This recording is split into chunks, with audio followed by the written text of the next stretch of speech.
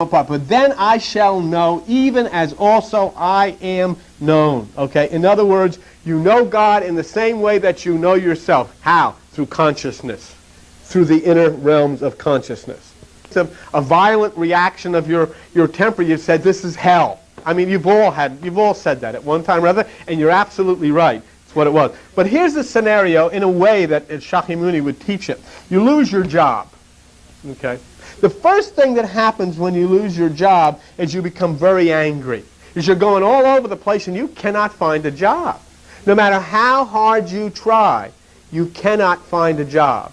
And you get very, very angry and very, very, you're really great deal of suffering going on with it. And really, the anger is not because there's no jobs out there. The anger is with yourself because you can't find a job. I started to turn in on myself and take it out on myself and start to become violent and do all of these things that we do, screaming and kicking things and going, really a lot of suffering inside.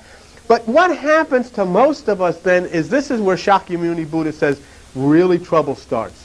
What happens is after a period of time, the frustration gradually lessens. Okay? Because what we do is we begin to adjust to the situation. We learn how to live with not as much as we used to have. We learn how to conserve, so we don't need to spend the kind of money we used to spend. We don't need to have the types of things that we used to have because we can't. So we have to tighten our belt. And we do. We tighten our belt. We got to live a little more frugally, and pretty soon we start to get used to it. So then you begin to limit your desires, you limit your horizons, and your whole life starts to become very narrow. Because instead of championing and seeing this problem from a different perspective on the right side, you have accepted the situation, you have been beaten down, you have lost, you have thrown up your hands, there's no way out of this thing, and so now you start to adjust yourself to accepting a new style. Although you may not realize it, Shakyamuni Buddha says you have accepted living in hell. And he said, what? And this is a magnificent description of hell. I want you to listen to it very carefully. See if you recognize it. He says it is the dull, aching state of life with little hope. Did I repeat that? Talk about wisdom. Those who live long near the toilet forget how foul the smell is. They get used to it. So, what he says is, when you begin the meditation, when you begin the chant, when you begin to turn this thing around and enter within yourself, then the change happens over the situation. And it's totally up to you. It's totally up to saying, will you apply this thing or not? Are you going to be bored with it or not? Are you going to be determined, or are you going to allow this thing and this lifestyle to continue? The first change that happens to you when you get into this and you start the meditation and you start the miyoho, whatever it is, the first change seems to be that the thing gets worse. The thing gets worse. You feel it's worse. I'm meditating. I'm saying miyoho, ringa, kale, the whole fakakta is going up. I'm going down. This is worse. I shouldn't have done this. Say. The first thing that you'll feel, I shouldn't be doing this. It was bad, but now it even seems to be worse. And many people will run away from meditation because of that. Many people will run away from this whole concept because of it. Thing is, and they'll get somebody to say, well, you should just read this and say this and all of this type of thing. But no. What Shakyamuni said is the truth is the situation has not gotten worse. It's just that finally, through mind change, you have begun to notice just how foul-smelling is the toilet that you have been living near for so long.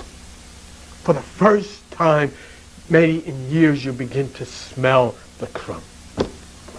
And you say, I don't want to live like this anymore. This was your normal lifestyle, and you accepted it. Because the system had put you down. Religion had put you down. The government had put you down. Parents had put you down. School had put you down. And finally you were put down so deeply that you determined, this is the way I've got to live.